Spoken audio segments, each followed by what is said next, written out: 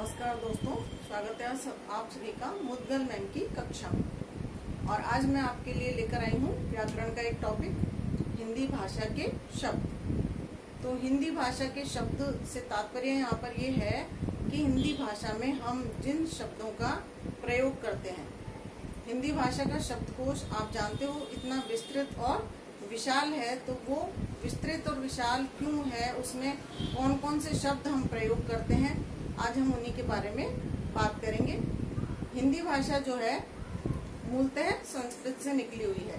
हिंदी ही क्यों, विश्व की अनेकानेक भाषाएं संस्कृत से निकली हुई हैं। संस्कृत को देव भाषा कहा जाता है और समस्त भाषाओं की जननी माना जाता है।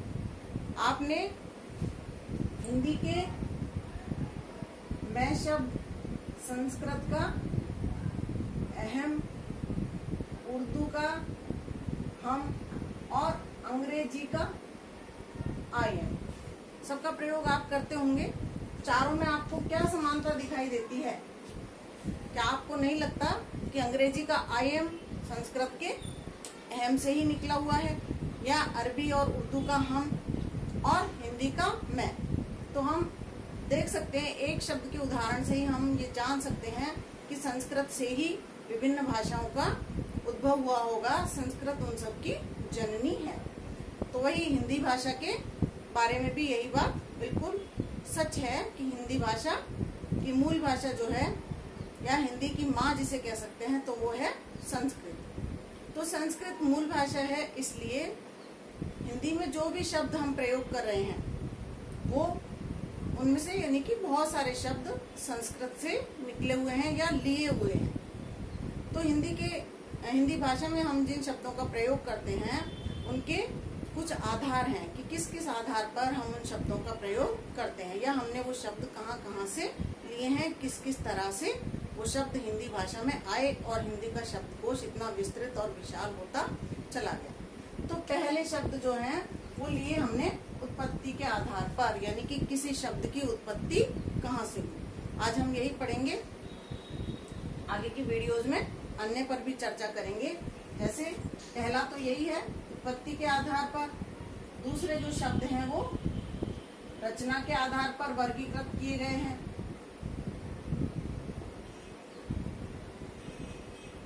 तीसरे शब्द जो हैं हिंदी में प्रयोग के आधार पर, कि हम किस शब्द का प्रयोग कहाँ कर रहे हैं, किस तरह से कर रहे हैं। और चौथे अर्थ के आधार पर।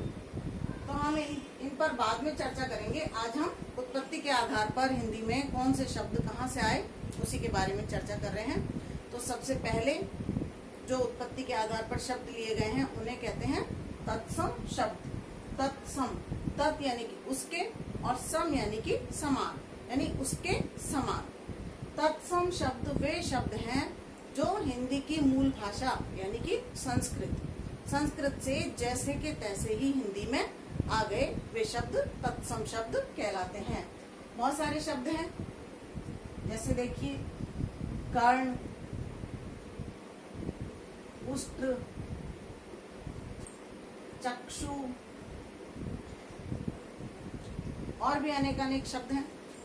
तो ये सारे शब्द हिंदी में इसी तरह से इसी रूप में प्रयोग किए जाते हैं, इसलिए ये तत्सम शब्द कहलाते हैं। दूसरे हैं तद्भव शब्द।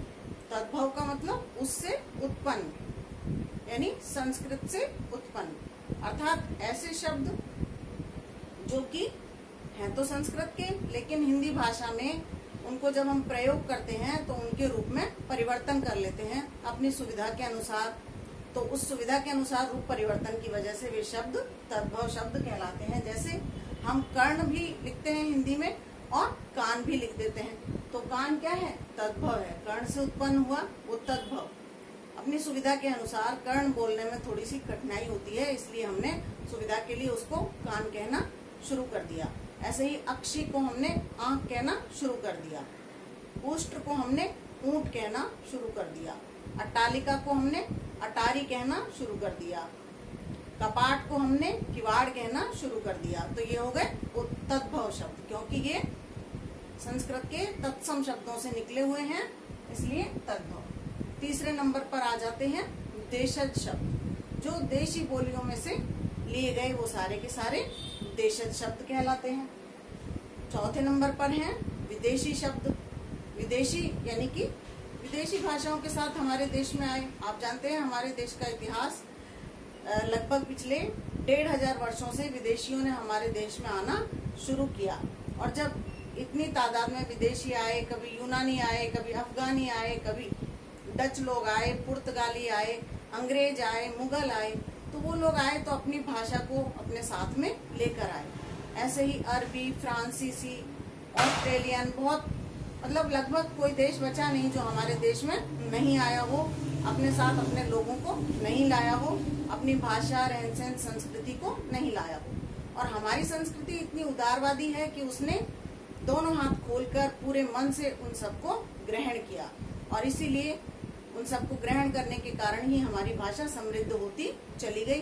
तो बहुत सारे विदेशी शब्द भी हम अपनी दैनंदिनी भाषा में यूज करते हैं, दैनिक बोलचाल की भाषा में यूज करते हैं।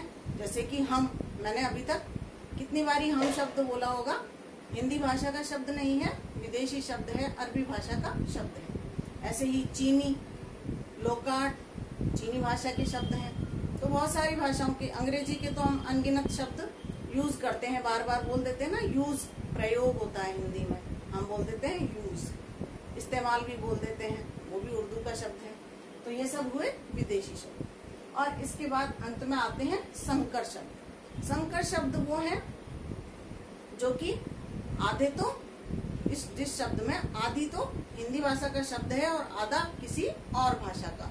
जैसे कि रेलगाड़ी, तो गाड़ी हिंदी का हो गया और रेल अंग्रेजी का हो गया। तो आशा करती हूँ आपको समझ में आया होगा कि उत्पत्ति के आधार पर हिंदी भाषा में कौन कौन से शब्द हम प्रयुक्त करते हैं, और वो कौन कौन से शब्द हैं, किस प्रकार के शब्द हैं, उस सभी शब्दों का हमने यहाँ पर जिक्र किया। अगले वीडियो में फिर मिलते हैं और हम समझेंगे रचना के आधार पर कौन कौन से शब्द हिंदी भाषा में सम्मिलित किए गए। तो चलती हूँ, आज्ञा लेती हूँ आपसे, और आप एक निवेदन अवश्य स्वीकार करेंगे कि मेरे चैनल को सब्सक्राइब कीजिए, लाइक कीजिए, वीडियोस को लाइक कीजिए और अपने दोस्तों में शेयर कीजिए। धन्यवाद।